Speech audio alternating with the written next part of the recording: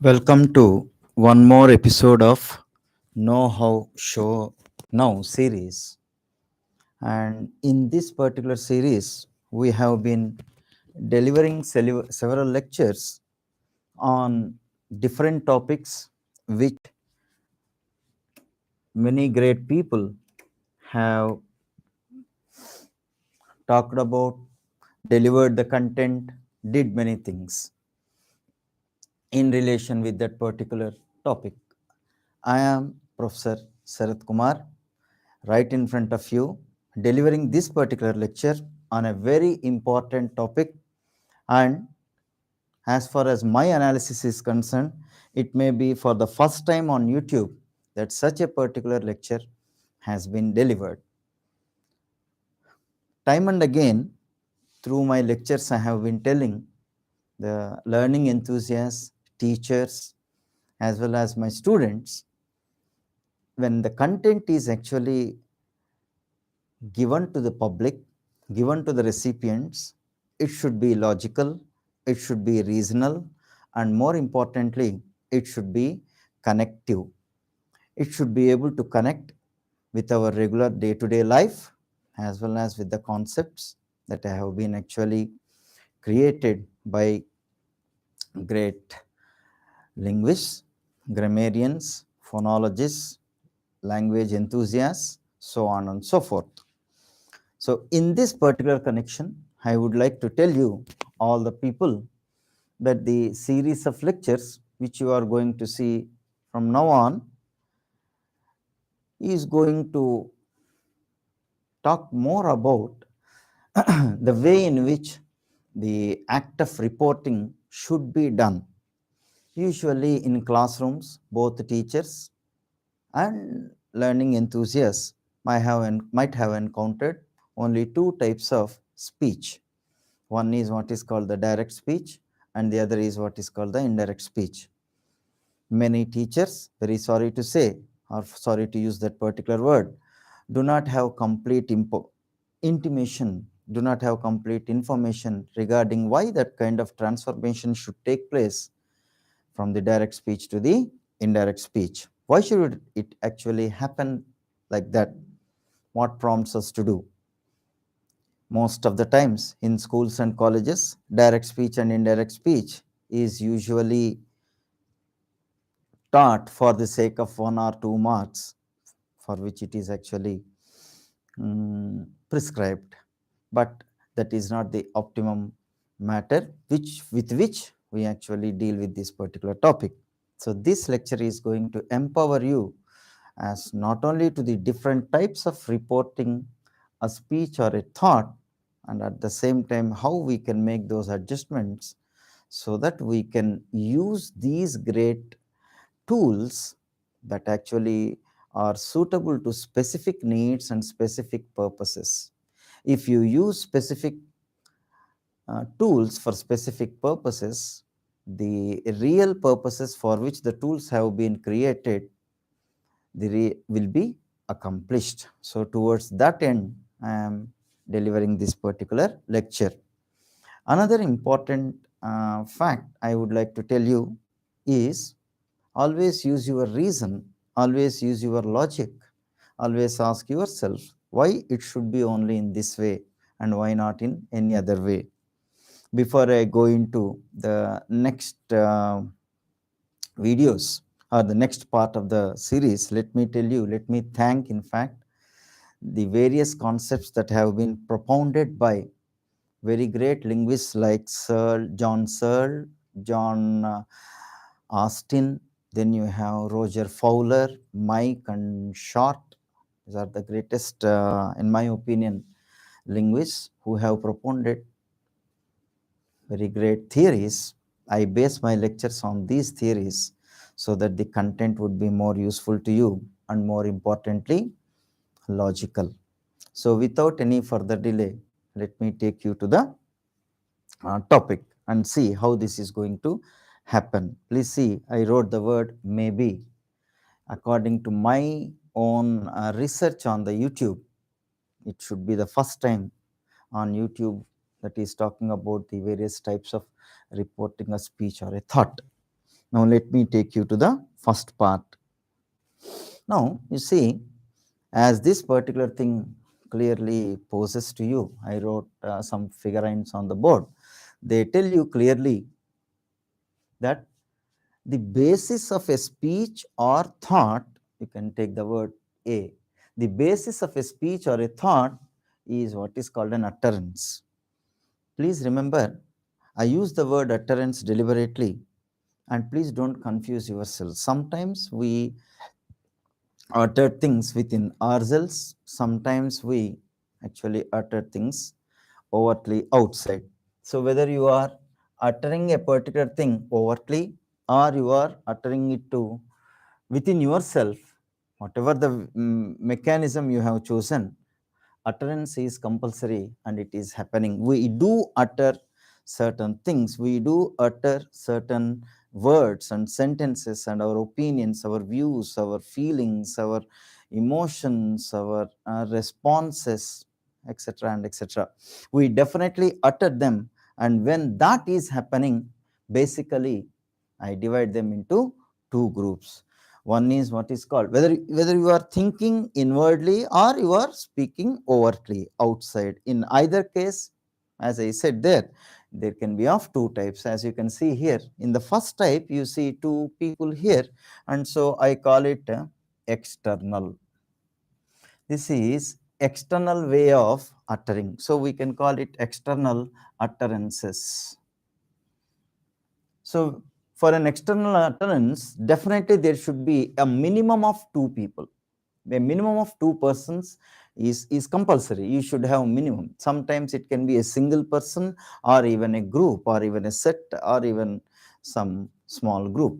So even it is vice versa. A group of people addressing a single person. That happens in an interview room. You can have several people assembled there and a single candidate is seated and then they are all advising. So you can have a group advising to a single individual or a single individual like a public congregation addressing all the people. So you can have a meeting or a political meeting or an economics professors meeting or whatever it is. There can be a congregation, and inside that congregation you can have many people assembled over there and one single speaker delivering that particular lecture. That also clearly indicates that a conversation is in progress. And sometimes, as we can see, it can be face-to-face conversation. There is a speaker and there is a hearer or a listener, and then the conversation is happening, the dialogue is taking place. In fact, dialogue means that there are two people who are in two components, let me put it that way. So two components are actually engaged in that particular act of conversing with each other. So you can have that kind of system. So in external utterances, you can usually have speakers and listeners or hearers. And please remember this particular symbol, what I am going to write here in the middle is very important. Please remember this. If you see here, speakers you have and hearers you have, but the most important thing that you should remember here is the speakers and listeners are two separate people. They are not one and the same. So speakers and listeners are not equal to each other. So this group is different and this group is different.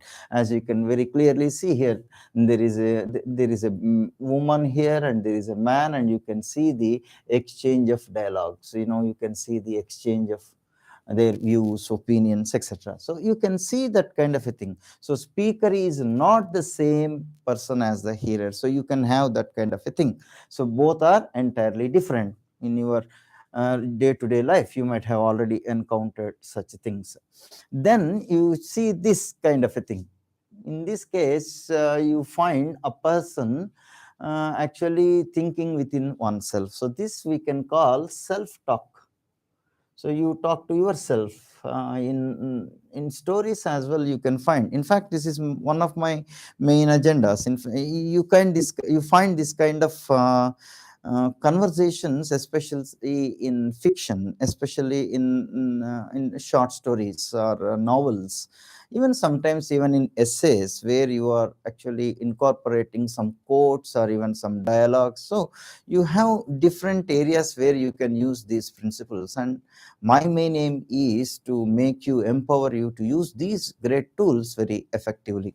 So let us see, when it comes to self talk, you see, of course, when you say talk, definitely there are two people. There will be one speaker and there will be also one listener. But in this case, the speaker is equal to listener. My dear learning enthusiasts, please notice this. This is how you must see the logic. So if I am talking to myself, for example, if I say there is the principal of a school, and then I am a student, and I just go to him and, sir, may I come in? Look at this very first statement, may I come in? It's a requisition made by the speaker very deliberately, seeking some kind of permission from the other person, that is obviously the listening person. So the listener is expected to say yes or deny, so say no. That is what is the expectation that is in the mind of that particular speaker. So may I come in, sir? In this case, there are two people, two persons rather. One is none other than the speaker, and the other is none other than the listener. For example, I say to myself, will the principal give me the leave? No, actually there is no physical principal over there. In fact, actually, I myself am also absent in one sense. So I speak to myself. So it is, this entire conversation is happening in the realm of imagination. So in the realm of imagination, there are two people, myself divided into two segments. One side I myself am the speaker, and the other side I myself am the listener. So I am the speaker and I am the listener. That's why speaker and the listener both are one and the same in this case. So hence we should talk. That's why this is none other than, as this is external utterance, we should be bound to call it an internal utterance. I hope you are able to understand the basic difference between an external utterance and an internal utterance. So when you say an internal utterance, so the speaker as well as the listener remain the same. They are one and the same. It can, of course, the speaker can be a singular person or it can be a group as well. Sometimes one single group comes to a conclusion, and the individual members of that particular group have the same kind of thought or view, and they express. Sometimes we give slogans. When we raise our hands and give our slogans, the words that we are actually uttering, they are the same. So in such a case, we can see, of course, it is uttering overtly. I just gave you that imagination, I mean that kind of a real example, but within imagination also we can imagine ourselves to be a part of a big group, and the entire group is giving slogans, and being an integral unit of that singular group, even the one who imagines that also becomes a speaker of that particular slogan. So that is how you can actually imagine. So what I mean to say is, this usually happens, that's why the word external, this usually happens in the external environment, and this happens within the mind of a particular person. So that is how you can have. Then you may ask me another question: what could be the range of these utterances? I mean, when you count them in terms of words, please remember the range will span something like, when it can be one word, or it can be number of words. Number of words there can be, or it can be one single word as well. If I say sorry, it's one word, and so it can be one word. Even sorry is a complete sentence, and then it is able to, I mean, once that particular context is known, it is able to reveal its own purpose of its insertion within the framework of that particular context. So that is how you can have the range of these words between one word and number of words. You can have even a very big paragraph being spoken continuously, as I have been speaking for the past some 14-15 minutes. So it is like that, it happens. Now let us see what is there in the Next slide. Now you see here, utterances are still, we are a little bit more to learn about these things. So now you see, as you can see in the previous slide itself, you can understand now that utterances can also be of what is called two segments here. One side, as I said here, even when you are reading a newspaper within yourself, this is a second instance. This is a first instance, this is a second instance, and here of course you have the only instance where you have the two people. I said that there can be even group talk also. So this is external, as I said previously, this is an external utterance, and these are internal within one's mind.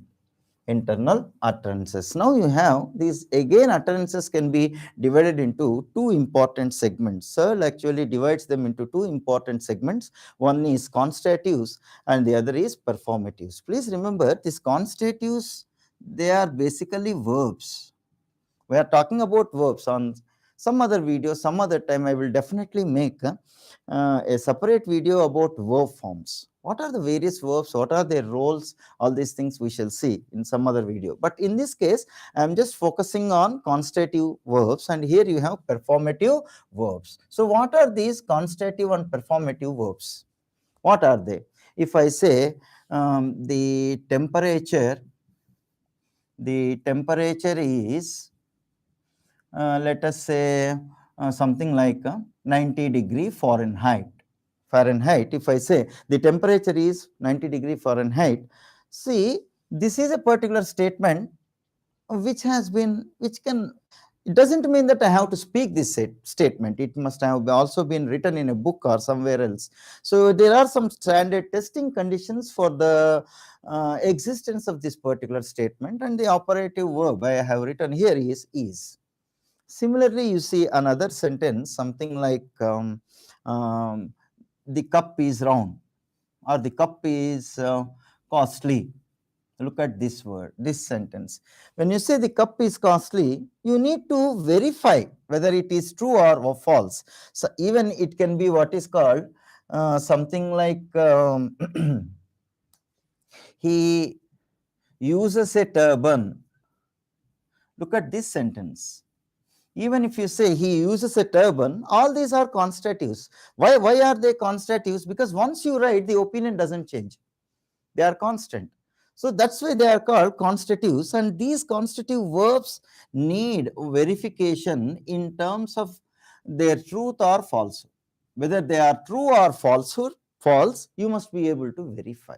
So verification is possible. Whether you have that particular intention to verify or not, that's another issue, but verification is possible. So that is what is called a constitutive verb. And then what exactly is it? Now you may ask me why we are learning this. Very soon I will tell you. Then you have performative verbs. Performative verbs are very important in the sense why exactly a particular thing has been said is very clearly, or how it is said, more importantly how it is said rather than why. Because rather than why depends on the context, depends on the speaker's viewpoint, depends on the dictates of that particular moment or context. So there are several parameters for in order to address that particular question why. But when it comes to what is called how, for example, if I say he promised us to return soon.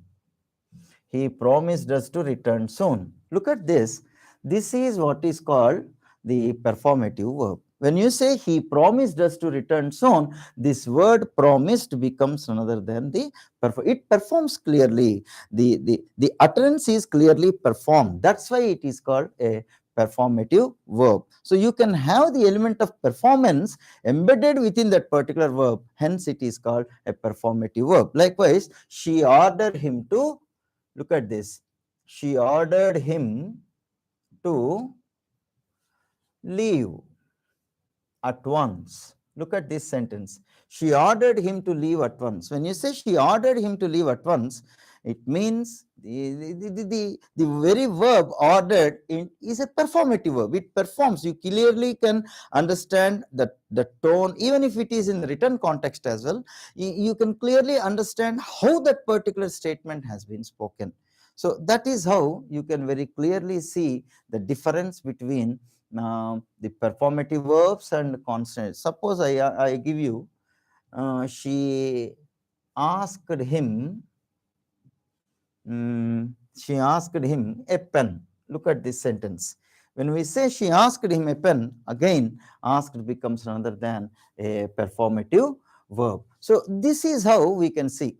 Now, when I say speech, you see in the beginning itself, the very title itself says types of reporting of speech and or a thought. So when we say types of reporting, I mean a speech or a thought, where exactly do you find the element or connection with the speech? Obviously, it is the performative verbs, not definitely here. Maybe these things can be used, but they are not in the main agenda or in the main focus. They are actually a little bit coming subordinate. We can take it in that particular sense. So you have on one hand performative, and you have on other hand the constitutive verbs.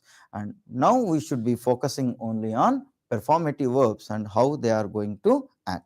Now that particular part I shall be doing in my next video, that is in part 2. So part 2 is going to talk to you directly about speech acts. What are speech acts and why are they called speech acts? What is the meaning of a speech act? That's what you are going to learn in part 2.